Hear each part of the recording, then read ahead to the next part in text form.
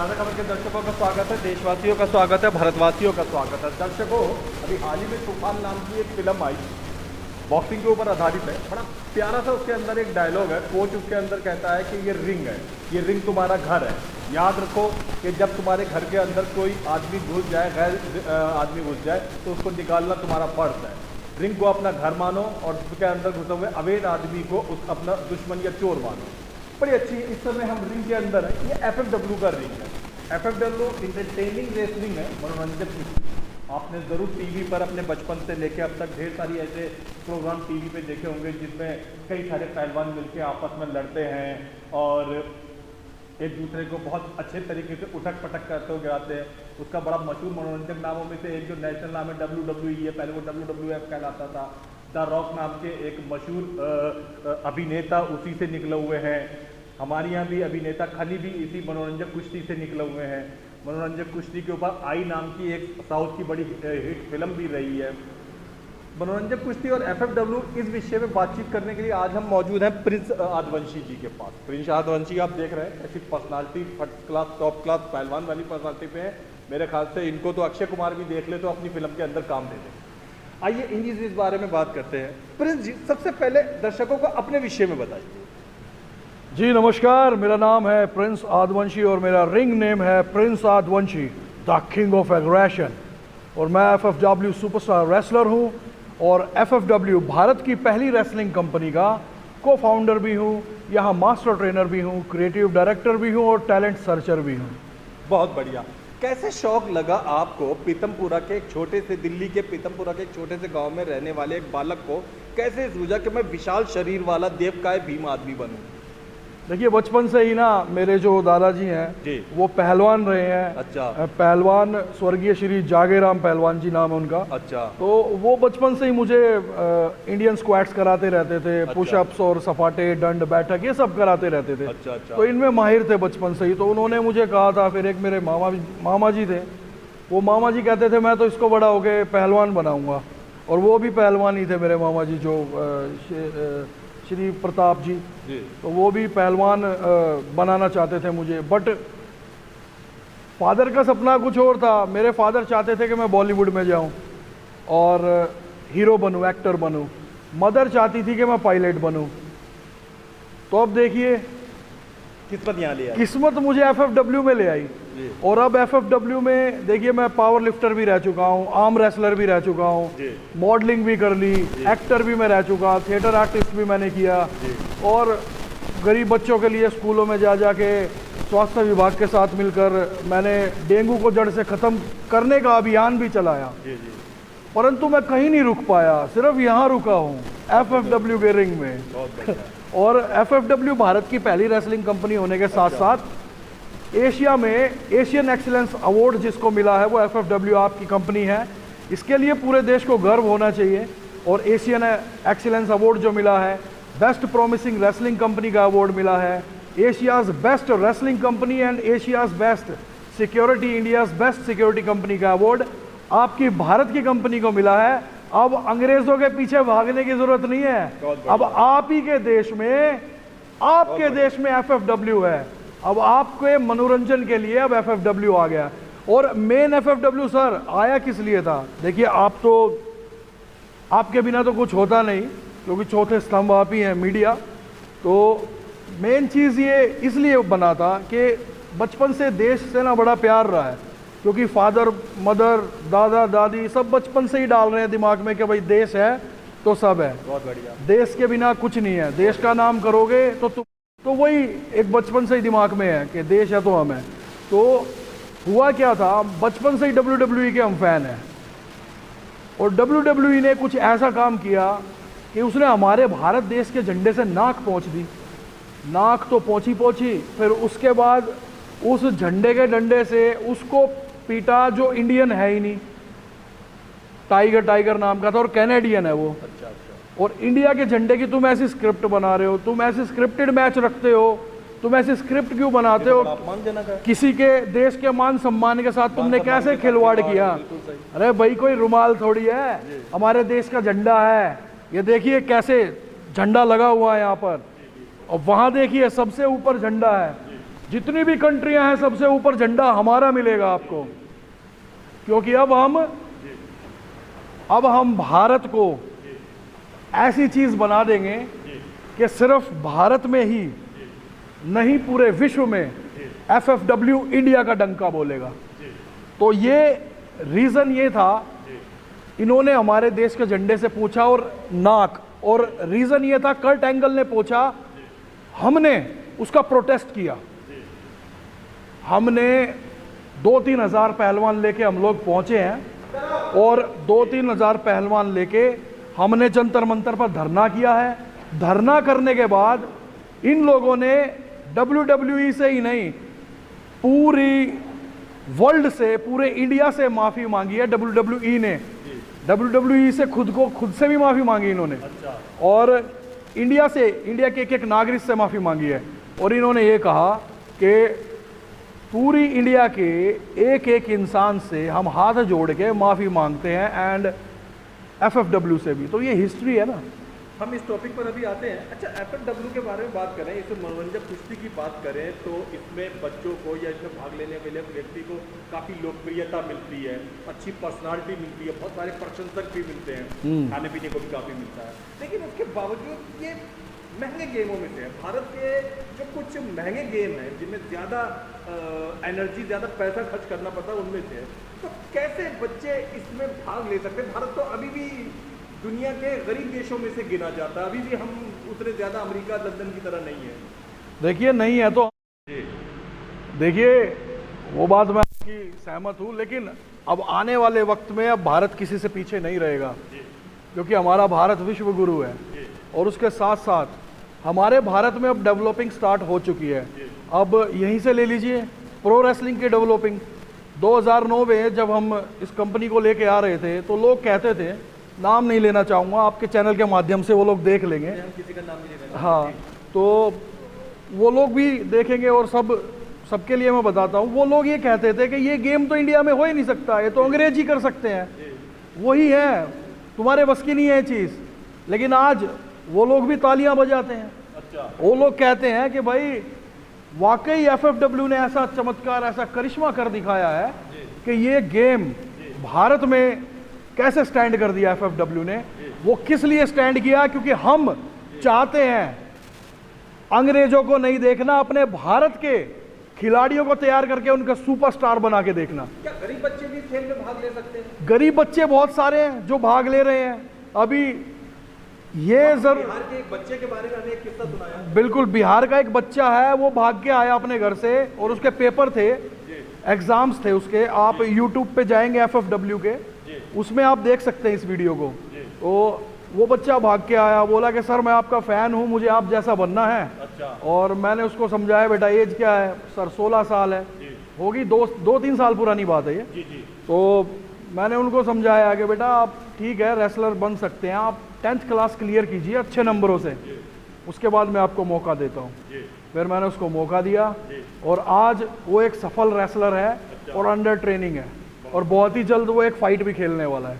अब थोड़े छोटे सवालों पर आते हैं। कितना टाइम लगता है एक रेसलर को टॉप लेवल का रेसलर बन जाने में? देखिए, सीखने की तो सारी जिंदगी सीखते रहेंगे तो भी कम है, लेकिन हम 3 महीने में फाइट लड़ना सिखा देते हैं कि आपको अपना बचाव कैसे करना है, आपको सामने वाले रेसलर से बचना कैसे है, और आपको फाइट जीतनी कैसे है, क्या टेक्निक्स हैं, कौन सी डिग्रीज हैं। ये पहली एकेडमी पूरे विश्व की है जहाँ पे रेसलर बनने के 1st, 2nd, 3rd के एग्जाम होते हैं, टर्म्स के एग्जाम होते हैं। आपने अब तक, हमने ये सुना है कि दिल्ली में 3 ऐसी रेसलिंग एकेडमी खोली है, हर जगह बच्चों को ट्रेन कर रहा है। फिलहाल हम इस समय मुंडका में हैं दर्शकों, और ये दिल्ली के मुंडका क्षेत्र में ठीक मेट्रो स्टेशन के नीचे एकेडमी खुली हुई है। तो एकेडमी में बच्चे, मुझे ये बताइए क्यों आए? यहाँ तो मैंने सुना बड़ा खतरनाक गेम है, इसमें तो मृत्यु तक होने की संभावना होती है। माँ बाप अपने बच्चे को खेल में लोकप्रियता लाने के लिए या नाम कमाने के लिए या नौकरी पाने के लिए, काम करने के लिए भेजते हैं, और यहाँ तो मैंने सुना है कि काफ़ी हाथ पांव टूटने की भी संभावना रहती है। देखिए, अगर आप गलत कोच की नहीं सुनेंगे, गलत ट्रेनिंग लेंगे और जो आपको ट्रेनर सिखा रहे हैं उसको फॉलो ना करते हुए अपना दिमाग लगाएंगे, तो जाहिर सी बात आपको इंजरी होगी। अच्छा। कोई ताकत नहीं रोक सकती। अभी 16 फीट की लैडर से मैं आपको बता के फेंकूं, बिना बताए फेंकूं, चोट तो आपको लगेगी। अब आप गिर रहे हैं, चोट तो लगेगी। हम उस गिरने में ही ऐसी टेक्निक सिखाते हैं कि आप अपनी सेफ्टी से गिर सकें। आप अपना बचाव कर सकें। बहुत ही बड़ी टेक्निक है इस चीज में, बहुत टेक्निक है, ये पूरी साइंस है। डिग्रीज के अकॉर्डिंग ही होता है सब कुछ। जब कोई रेसलर बनने आता है तब उसको पता लगता है, उसको चीजें सिखाई जाती है, तब वो समझता है कि वाकई में ये कितना सिंपल गेम है। लेकिन जो दूर से दर्शक देख रहे हैं उनके लिए बहुत ही खतरनाक और बहुत जानलेवा गेम है ये। लेकिन लोग आए और ज्वाइन करें और देश का और अपने परिवार का और एफएफडब्ल्यू का नाम करें, जैसे कि मैंने किया है। मैं ये टाइटल जीत के लाया हूँ, एशिया हैवीवेट चैंपियन का टाइटल है। तो ये टाइटल ऐसे ही नहीं आया, ये तिरंगा यहाँ पे बेल्ट में है ना, ये ऐसे ही नहीं आया। अच्छी खासी मेहनत की है और मेहनत करके हम वहाँ गए और वहाँ से ये टाइटल जीत के लाए। ये UWE का टाइटल है और ये अब अपने देश के पास। कितना एक खिलाड़ी जब कामयाब हो जाता है स्पोर्ट्स के अंदर में, इस गेम के अंदर में, उसका नाम चल जाता है, वो मैच खेलने लगता है, कुश्तियाँ लड़ने लगता है, तो लगभग एवरेज कितनी इनकम के सोर्स उसके हो सकते हैं? देखिए यहाँ पर कोई सरकार तो सहायता देती नहीं। अरविंद केजरीवाल ने बॉक्सिंग को सहायता मिलती जी है, जी जी कुश्ती को मिलती है, इस सबको मिलती है। लेकिन मेन बात यह है कि इस स्पोर्ट्स ने हमारे देश में और विदेश में, इस स्पोर्ट्स के जरिए हमारे देश का बहुत नाम किया है। एफएफडब्ल्यू ने, भारत की पहली रेसलिंग कंपनी होने के नाते एफएफडब्ल्यू ने पूरे विदेश में भारत का डंका बजवाया है। अब तो एशिया टाइटल भी है आपके पास, तो एफएफडब्ल्यू ही तो थी। और मैं तो ये चाहूँगा कि गवर्नमेंट इसमें थोड़ा सा सपोर्ट करे, ज़्यादा नहीं तो एक ज़मीन ही डोनेट कर दे जिसमें हम स्टेडियम बना सकें और रेसलरों को तैयार कर सकें और भारत का नाम जैसे देश विदेश में हो रहा है पूरी दुनिया में हर जगह कर सके। जैसे कि अरविंद केजरीवाल जी से मिला था मैं, एक ही स्टेज शेयर किया था, एक जगह वो चीफ गेस्ट थे और मैं भी था, तो एक ही जगह हमने स्टेज शेयर किया। स्टेज शेयर करने के बाद केजरीवाल जी ने हमें आश्वासन दिलवाया कि हम आपके लिए कुछ करेंगे। उसके बाद में उनके घर भी गया मिलने, वहाँ भी उन्होंने बहुत रिस्पेक्ट से उन्होंने सारे काम करे, चाय भी पिलाई और पूरा सम्मान जो देना चाहिए था वो पूरा सम्मान दिया। उसके बावजूद भी आज तक जो उन्होंने बोला था कि भाई हम अच्छा करेंगे आपके लिए, आज तक ऐसा कुछ नज़र नहीं आया। और जबकि केजरीवाल को 2 बार जितवाया भी हमने, अब नहीं जितवाया तो आपके सामने है, सरकार उन्हीं की है। और पूरे इतने ज़्यादा तो पूरे देश में सिर्फ मुश्किल से 2 ही राज्यों में इतने ज़्यादा तगड़े तादाद में मेरे सर कम से कम 10,000 लोगों ने वोट दिया होगा सिर्फ मेरी एक ज़बान पे, केजरीवाल जी को। देखिए सरकार के पास बहुत सारे काम होते हैं, उनमें से कई मरतबा सरकार 1000 काम में से कुछ काम इधर उधर लापरवाही वश या कुछ अपेक्षा के शिकार हो जाते हैं। जरूरी नहीं है सरकार का इरादा बुरा हो, कई मरतबा बहुत सारे कामों में कुछ चीज़ें चल रही हैं। मेरी बस शिकायत नहीं है, मैं बस ये चाहता हूँ थोड़ा सा ध्यान दें इस खेल की तरफ, क्योंकि ये खेल ऐसा है, ये खेल रातों रात पैसा बरसा सकता है।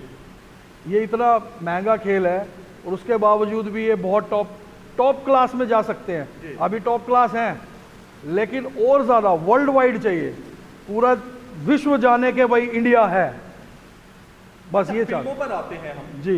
तो जैसे कि जिस समय WWF की शुरुआत थी आज से 30-32 साल पहले, तो रॉक और बाद में खली और कई लोग फिल्मों में गए, चीना जॉनसन वगैरह समथिंग करके, जॉन सीना, इंडिया में भी वो खली और एक आध और भी मैंने सुना छोटे मोटे और दूसरे रोलों के अंदर में गए।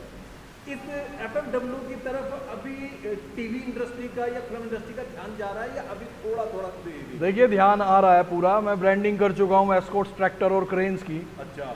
मैं ब्रांडिंग कर चुका हूँ आपका टेली शॉपिंग की जो फैट किलर बैट वो आती है मशीन, उसके कर चुका हूँ।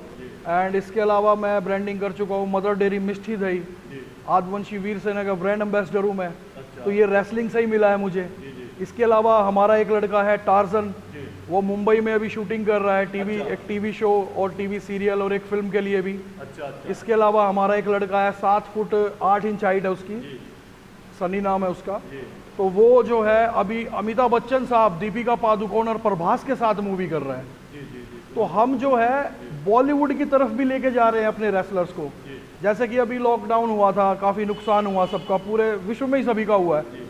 तो उसके चलते हुए सरकार ने बोला कि कोई इवेंट नहीं कर सकते हैं। 50 लोगों की गैदरिंग, एक इवेंट में 25 से 30 लाख रुपए खर्च होता है हमारे, तो 50 लोगों के लिए थोड़ी होगा वो। तो हमने क्या सोचा है कि अब हम अपने प्रोडक्शन से फिल्में भी बना रहे हैं और रेसलरों को रेसलिंग के साथ साथ फिल्में भी करा रहे हैं। जैसे अभी मेरी एक फिल्म आ रही है, MX प्लेयर पे आने वाली है, the gangster, the gangster Khan versus जोरा। उसमें मैं गैंगस्टर का रोल कर रहा हूँ, मेन विलन का।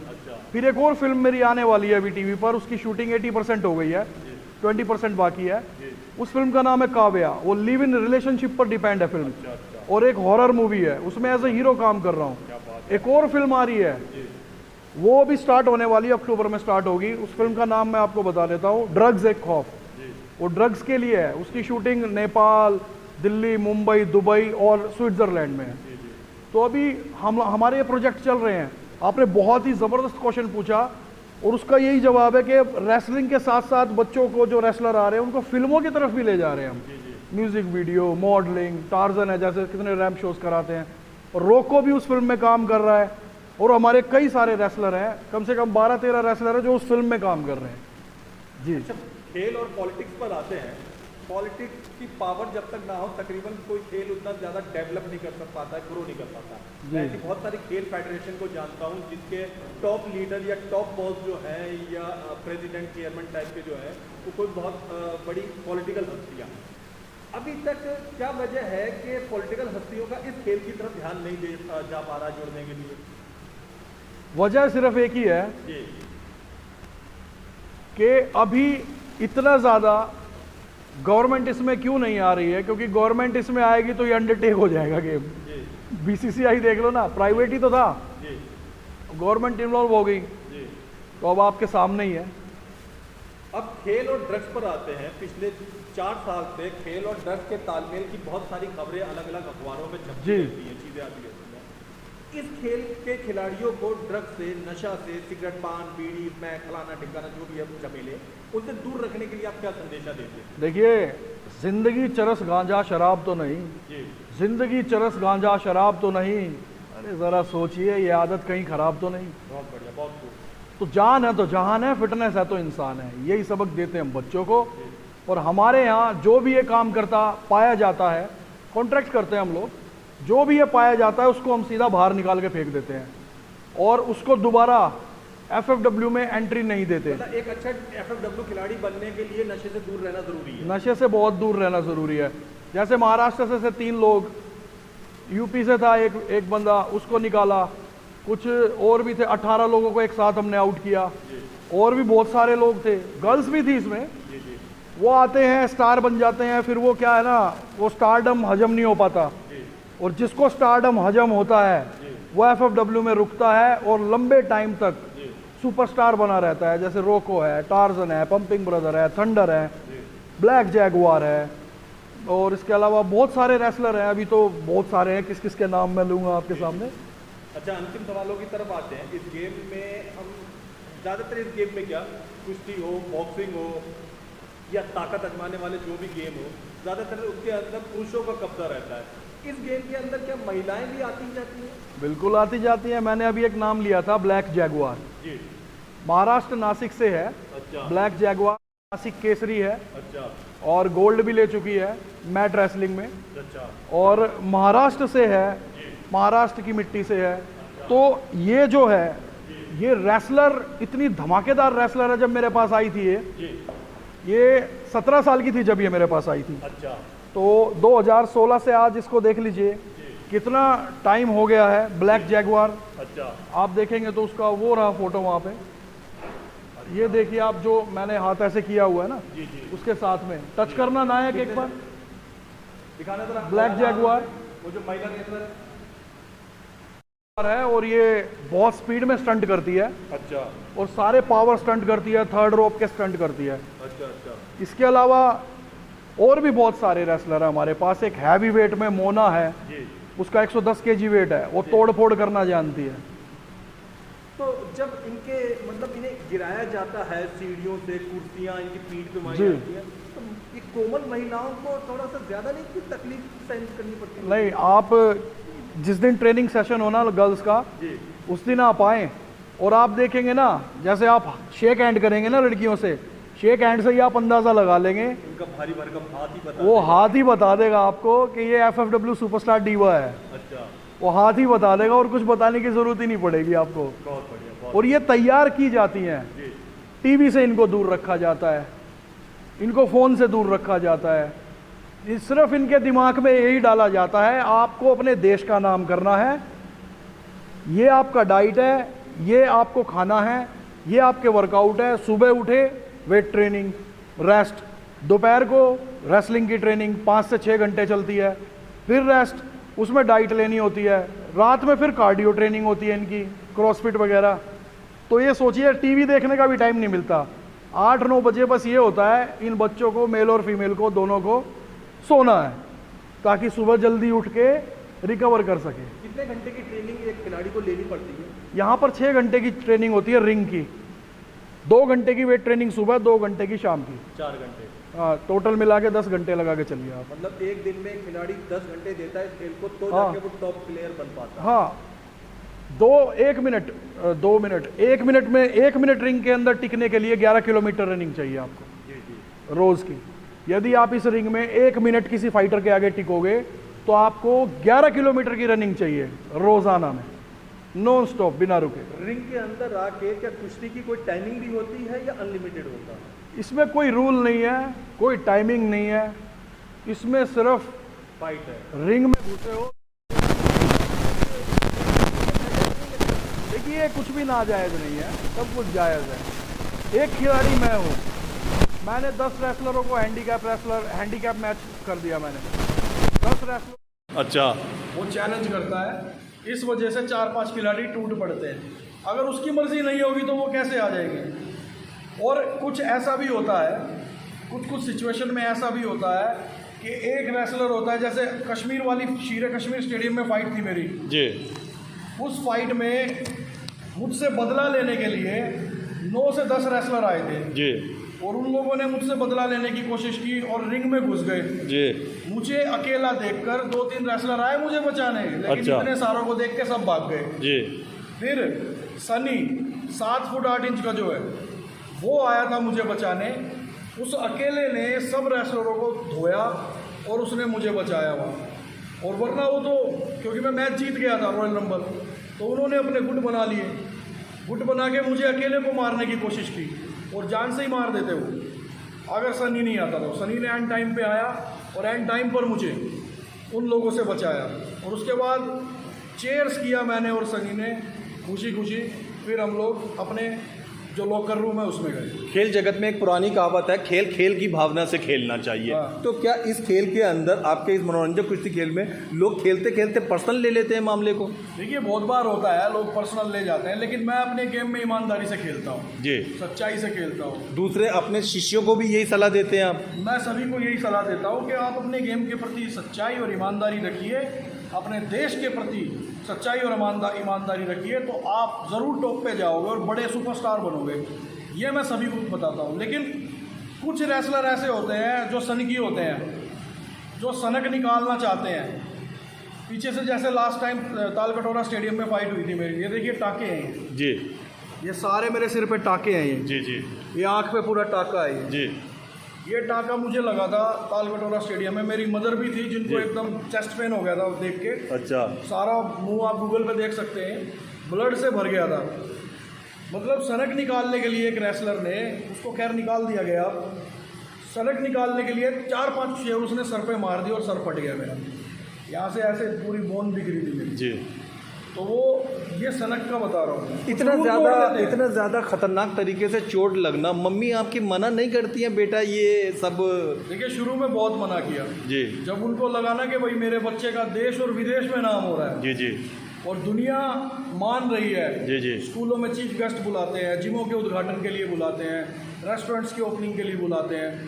तो अब एक रेसलर की ये वैल्यू बन चुकी है, पहले 2012 तक कोई वैल्यू नहीं थी। जी आज वो वैल्यू है कि एक उद्घाटन के मेरे को 50,000 मिल जाते हैं, लाख रुपए मिल जाते हैं जी। मुझे ही छोड़िए, पीछे पीछे देख के रोको आ रहा है जी। 31,000 रुपए तो उसको मिल जाते हैं एक उद्घाटन के। बहुत बढ़िया। तो वो मैनेज पूरा करता है FFW PR टीम। जी जी। PR टीम मैनेज करती है हर चीज। अब अंतिम क्वेश्चन की तरफ आते हैं। आपको हजारों लाखों दर्शक देख रहे हैं, आपसे नए दर्शक पुराने दर्शक सभी देख रहे हैं।